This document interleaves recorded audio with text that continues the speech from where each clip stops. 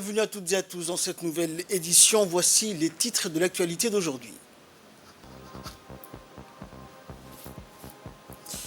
Engagement pour une éducation de qualité et inclusive dans le monde. Telle est donc la mission du ministre de l'Éducation nationale. Et plus de 8000 enfants en malnutrition aiguë à Gaza, c'est ce que déclarent les Nations Unies. Voilà pour les titres, bonjour à tous.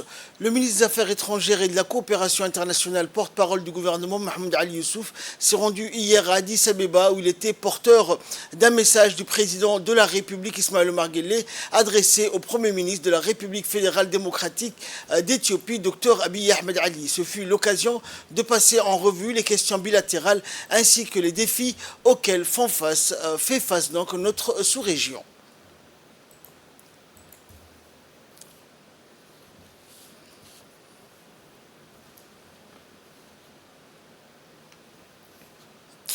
Les travaux de la 27e réunion du Conseil de l'Agence internationale pour les énergies renouvelables, l'IRENA, se sont tenus à Abu Dhabi du 13 au 14 juin. Lors de cette réunion, notre pays a été représenté par Moussa Mohamed Ahmed, ambassadeur de Djibouti auprès des Émirats arabes unis et représentant permanent auprès de l'IRENA. Cette réunion qui s'est tenue quelques jours après que le secrétaire général de l'ONU, Antonio Guterres, a appelé à des mesures urgentes pour prévenir la dégradation du climat, a rassemblé des représentants de 105 pays afin de discuter des questions cruciales auxquelles est confronté le système de transition énergétique.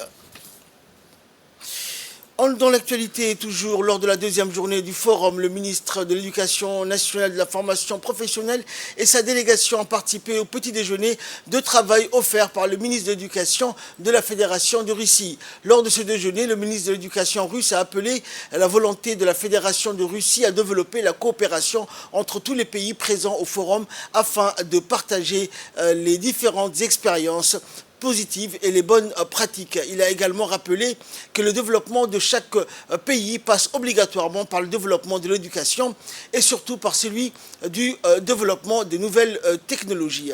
Le ministre russe a également rappelé les différentes réalisations de la Russie dans le domaine de la collaboration avec la création des centres de formation de la langue russe. Les différents ministres des pays invités ont tour à tour expliqué les défis rencontrés dans leur système éducatif ainsi que le point fort de ce dernier. Les discussions et les échanges autour du petit déjeuner ont abouti à une convergence de vues sur les questions et les approches de nouveaux défis dans le domaine de l'éducation et il a été retenu le point suivant: organiser des événements tels que les Olympiades des disciplines et des métiers, assurer une éducation de qualité inclusive et équitable et la promotion de l'apprentissage tout au long de la vie pour tous, créer les conditions pour la réalisation de l'épanouissement et du développement de la petite enfance, préserver le patrimoine historique et culturel et former la mémoire historique de la jeune génération et accélérer l'adoption des technologies de l'information et de la communication pour relever les défis de demain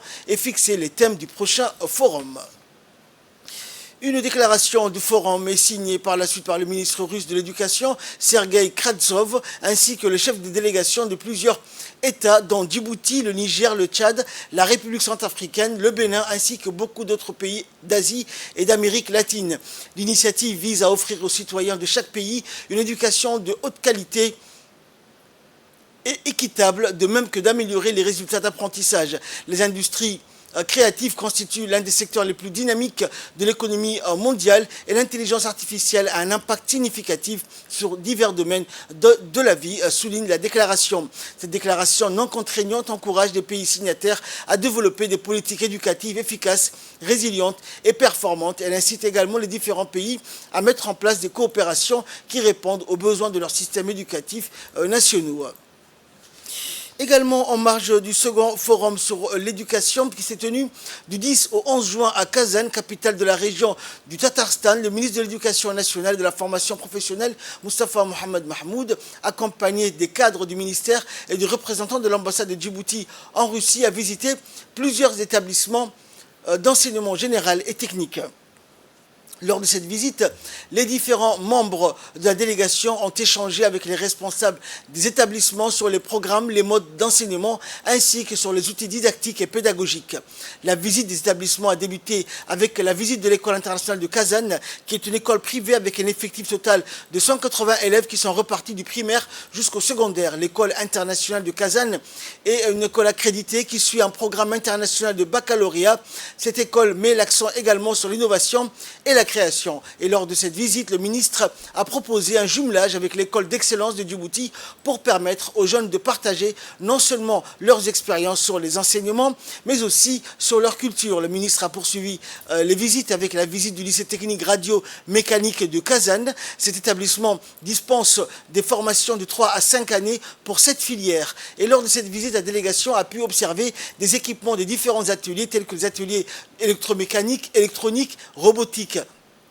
Ce lycée technique est équipé donc d'équipements modernes permettant à ses apprentis de recevoir les compétences indispensables au marché de travail de la région. L'établissement met à la disposition des jeunes apprentis des salles de production 3D pour permettre de favoriser la créativité et l'innovation. C'est une école publique de plus de 4000 élèves, un complexe qui comprend 3 enseignements du primaire au secondaire avec plus de 4000 élèves. L'enseignement se fait en plusieurs langues, russe, anglais et chinois. L'école met à la disposition des élèves plusieurs salles de sport et des piscines pour leur permettre de mettre en valeur leurs talents dans le domaine du sport. L'art est également valorisé pour un meilleur épanouissement des jeunes scolarisés. La dernière visite a été consacrée au pensionnat IT lycée de l'Université fédérale de Kazan. Cet établissement public du secondaire accueille des jeunes à partir de 12 ans pour 5 années de formation après un concours d'entrée. Plusieurs disciplines sont dispensées dans cet établissement, telles que les mathématiques, la chimie, la biologie, mais surtout l'informatique et les technologies. Les élèves doués peuvent suivre un programme de formation particulier qui met l'accent sur l'autonomie pédagogique.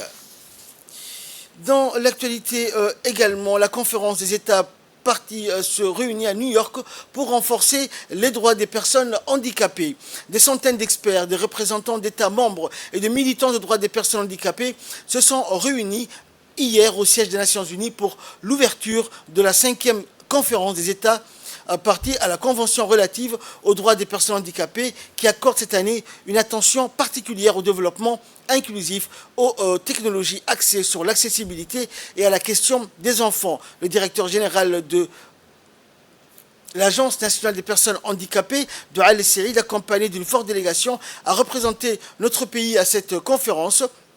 Il a participé à l'ouverture de cette conférence pour le renouvellement des membres du Comité des Nations Unies pour le droit des personnes handicapées. Durant cette conférence, le directeur général de la NPH a prononcé un important discours. Il a souligné que c'était un honneur de représenter Djibouti à cette conférence sur les droits des personnes handicapées. Notre engagement envers ces droits est exemplifié par la ratification de la Convention relative aux personnes handicapées le 10 janvier 2010 sous le leadership du président de la République, Ismaël Omar Guelleh. L'inclusion des personnes en situation de handicap est au cœur de notre plan de développement national 2020-2024 et la création de l'Agence nationale des personnes handicapées en 2018 marque une avancée clé renforçant les politiques et actions en faveur des personnes handicapées.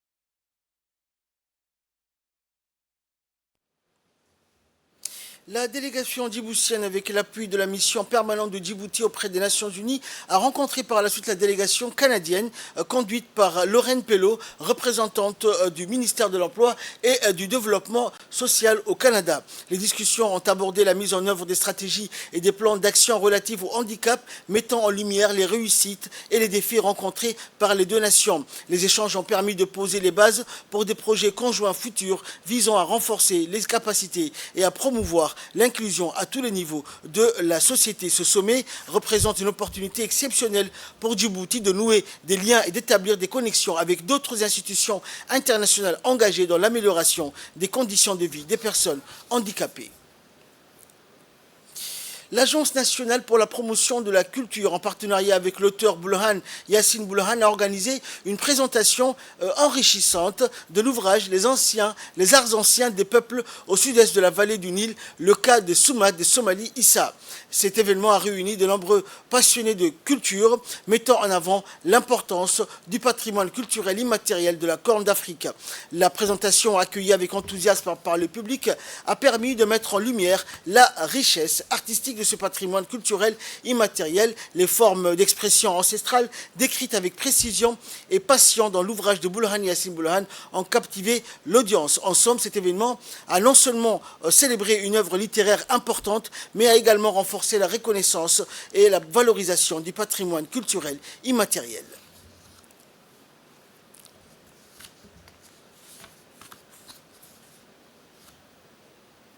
Écoutons l'intervention du directeur général de l'Agence nationale pour la promotion de la culture. De ce nouveau livre qui parle sur les arts anciens des peuples aussi au sud-est de la vallée du Nil, c'est-à-dire nos contrées. C'est une étude du chercheur Boulhan Yassine Boulhan sur, de façon générale, les arts anciens des peuples qui ont vécu ou qui vivent toujours au sud-est de la vallée du Nil, c'est-à-dire nos contrées. Et il étudie en particulier les cas des Soumad.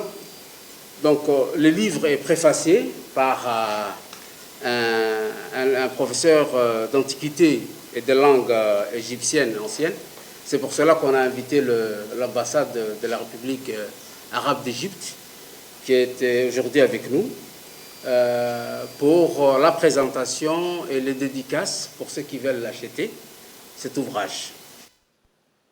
Culture, à présent, la deuxième soirée et deuxième demi-finale compétitive des jeunes candidats de l'émission phare Jeep Talent qui se déroule chaque jeudi soir dans le studio numérique de la RTD avec comme candidats les jeunes artistes gagnants du quart de finale qui se sont affrontés hier soir pour la demi-finale. Les jeunes artistes candidats, filles comme garçons, se sont confrontés toutes et tous hier soir pour la deuxième soirée demi-finale au studio numérique de la RTD devant le jury et ses fans venus des quatre coins de la capitale pour le soutenir et les honorer de par leur présence qui encourage et stimule la motivation de chaque candidat respectif.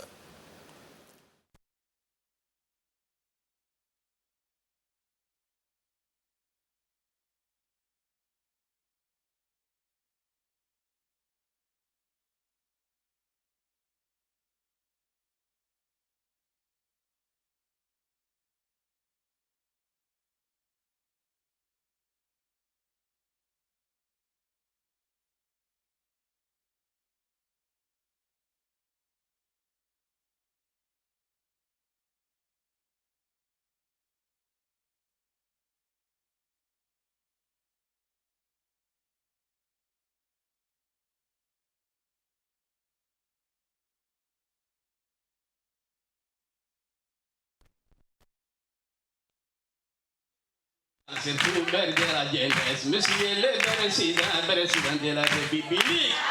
Avec la Wahala, monsieur le berdela de l'unité nationale. Sentu berdela jeles, monsieur le président de la République. Avec la Wahala.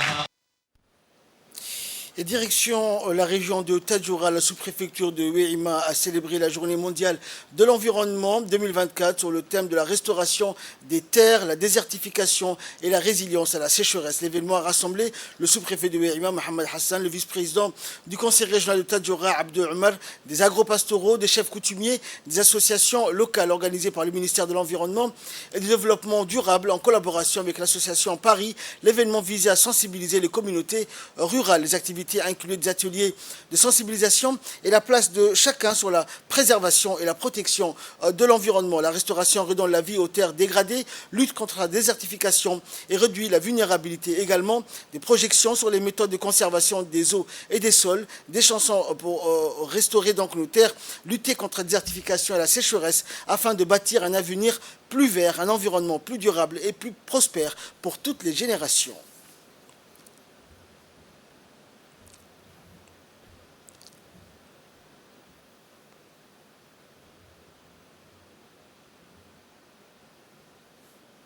Écoutons à présent l'intervention des autorités de la région du Tadjoura. Ainsi que de promouvoir la durabilité et la résilience face aux défis environnementaux. La désertification est un phénomène qui affecte de plus en plus, notamment en Afrique. Elle caractérise par la perte de végétation et la dégradation des sols, ce qui a des conséquences graves sur l'environnement, l'économie et la population.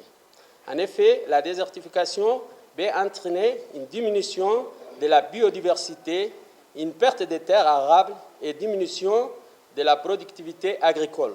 La restauration des terres et la résilience à la sécheresse sont des défis majeurs que nous devons relever pour protéger notre environnement et nos communautés. En travaillant ensemble, nous pouvons mettre en œuvre des stratégies efficaces pour préserver notre patrimoine naturel et promouvoir la durabilité.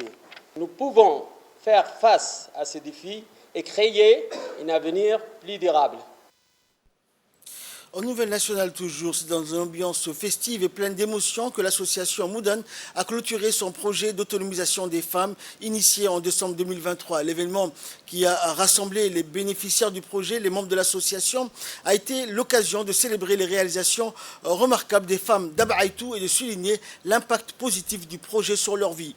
Durant 6 mois, le projet a permis à des femmes d'Abaïtou de développer leurs compétences entrepreneuriales, d'acquérir des connaissances en matière de gestion agricole et de se lancer dans des activités génératrices de revenus. Des formations, des ateliers et des séances de mentorat ont été organisées pour accompagner les femmes dans leur parcours d'autonomisation.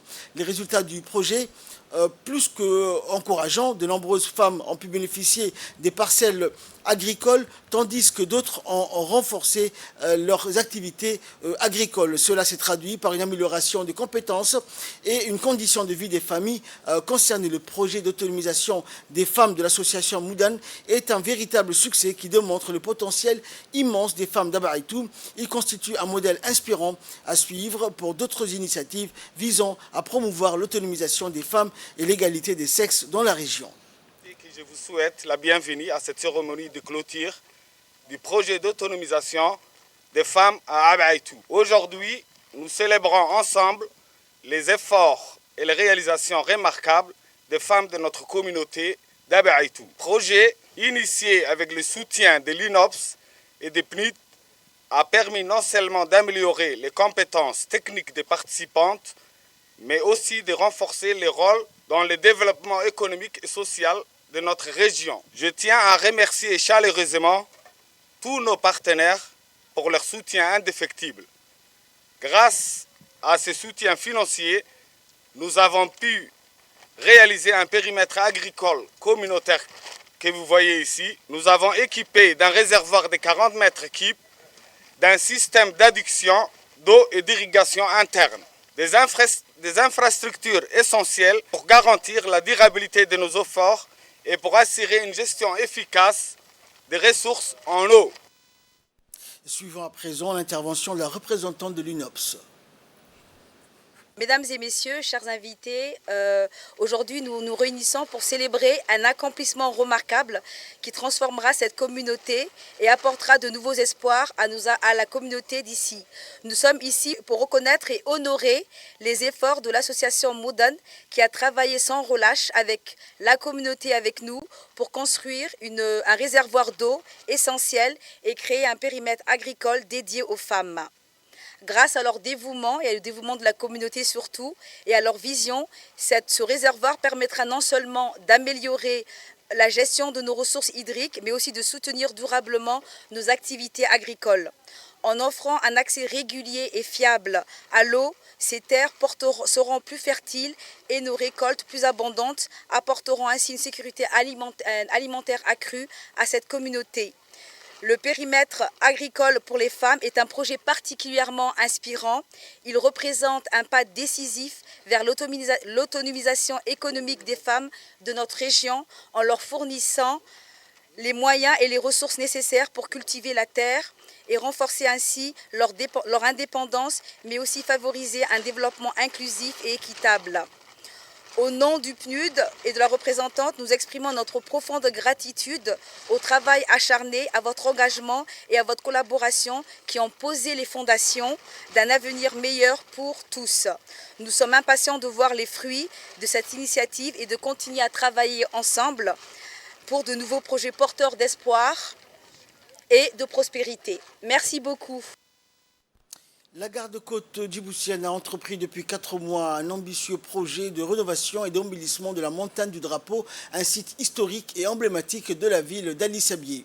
Ce lieu cher au cœur des Djiboutiens est en cours de transformation afin de retrouver son éclat d'antan. Les travaux qui se déroulent jour et nuit visent à redessiner la montagne avec un nouveau design mettant en avant 2 drapeaux ornés en leur centre de l'emblème national et qui, une fois finalisé, sera aussi illuminé de nuit. Ce projet est le fruit d'une collaboration étroite et coordonnée entre le commandant de la garde-côte et les responsables de la région d'Ali Sabié. Le 12 juin 2024, le colonel Waïs Omar Bororé, commandant de la garde-côte djiboutienne, le président du conseil régional d'Ali Sabié et le préfet de la région d'Ali Sabié ont visité le site pour évaluer l'avancement des travaux qui sont sur le point d'être achevés. Cette visite a également été l'occasion de souligner l'importance de ce projet à l'approche du 27 juin, date symbolique de l'indépendance nationale. Le commandant de la garde-côte djiboutienne a exprimé sa satisfaction quant au progrès réalisé et à saluer l'engagement et le dévouement des agents impliqués dans ce chantier. Nous sommes fiers de redonner vie à ce lieu emblématique. La montagne du Drapeau est un symbole de notre histoire et de notre identité nationale. Sa rénovation est une preuve de notre engagement à préserver notre patrimoine et à célébrer notre indépendance, a-t-il déclaré. Les responsables de la région d'Ali Sabié ont également exprimé leur gratitude envers la garde-côte djiboutienne pour leur travail acharné et leur coopération. Ils ont souligné que ce projet renforce les liens entre les forces de sécurité et la communauté locale tout en contribuant à la valorisation du patrimoine national. La montagne du Drapeau, une fois rénovée, deviendra un lieu de fierté pour tous les Djiboutiens et un symbole fort de l'unité et de la résilience de la nation. Les travaux devraient être finalisés à temps pour les célébrations de l'indépendance, offrant ainsi à la population un site majestueux et renouvelé.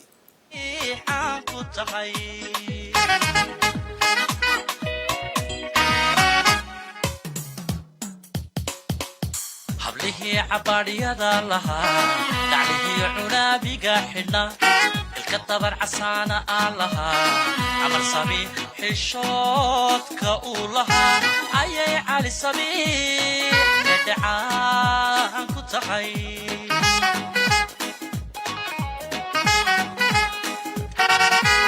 hablihii cabaadhyada lahaa daclihii cunaabiga xidhna ilka dabar casaana.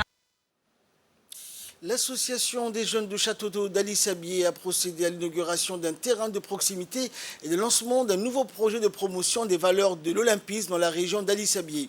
Le terrain était un financement du fonds PISCA 2023 à hauteur de 7 350 000 de nos francs, alors que le nouveau de promotion des valeurs olympiques dans la région d'Ali Sabié intervient dans le cadre du fonds FEF-OSC 2024 et la délégation de l'ambassade de France était composée du conseil de coopération et d'action culturelle et du directeur de l'IFD et de l'attaché de coopération et adjoint du conseil de coopération. Et dès leur arrivée, la délégation de l'ambassade de France a été reçue par le préfet de la région, Abdul Malik Mohamed Banouita, dans sa résidence, le président du conseil régional, Charmak Hassan Al-Lalé, le député de la région et le sous-directeur des sports, ainsi que le président fondateur de l'AJCD ont pris part à cette rencontre de bienvenue et l'échange. Ensuite, le président de l'association a conduit la délégation sur le terrain pour la cérémonie d'inauguration et celle du lancement du nouveau projet.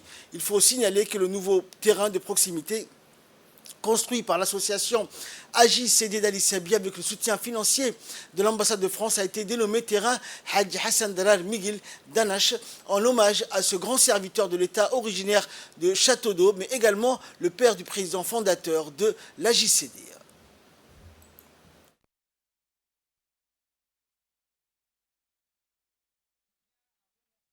Heureusement, l'ambassade de France pour l'apport financier et les autorités régionales pour leur soutien précieux dans la réalisation de ce projet. L'objectif principal de ce projet est de mettre à la disposition de la jeunesse une infrastructure sportive de qualité tout en luttant contre l'oisiveté ce terrain, désormais nommé Haji Hassan Darar Miguel Danesh.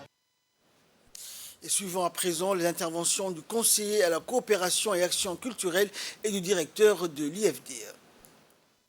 Nous arrivons à une période très importante pour ce projet, grâce à l'appui de tous, grâce à l'appui de la préfecture, et je remercie le préfet et son adjoint, grâce à l'appui du conseil régional, je remercie son président, grâce à la JCD, je remercie son président, je remercie le père fondateur de l'association. Cet endroit est un endroit pour vous. Il y a encore plein de choses à faire, on a encore plein de choses à faire ensemble, on en a parlé. Nous avons une histoire commune, il nous faut bâtir un destin commun. Et encore une fois, beaucoup de fierté de mener ce projet avec vous, qui doit permettre des échanges, on l'a déjà dit. Et c'est très important dans cette région qui est très connue pour le sport en général, puisqu'elle a produit déjà de nombreux athlètes. Certains d'entre eux, d'ailleurs, participeront et porteront haut et fortement le drapeau djiboutien sur la scène le 26 juillet prochain à l'occasion de l'ouverture des Jeux Olympiques. Et enfin, du sport, donc, pour clôturer l'actualité nationale, l'association Frères Unis de la cité d'Ouméra a organisé un match de gala de football au complexe sportif Roi Fahd. Ce match avait pour objectif de commémorer l'indépendance de Djibouti ainsi que de rendre hommage aux martyrs tombés pour la cause. Le match a opposé l'équipe de la CAC Bank à celle de Douméra. La rencontre a été remportée par la CAC Bank qui a su s'imposer malgré la détermination de l'équipe de Douméra. Le public venu en grand nombre a assisté à un spectacle de qualité animé par un jeu passionné, dynamique. Et parmi les personnalités présentes, le colonel Ibrahim Zakaria Cheikh Ibrahim et le capitaine Mohamed Amin Mohamed ont honoré l'événement de leur présence. Il faut noter également la présence de la directrice des sports, du secrétaire d'État au sport par intérim, Farhia Ibrahim, qui était également présente lors de ce match.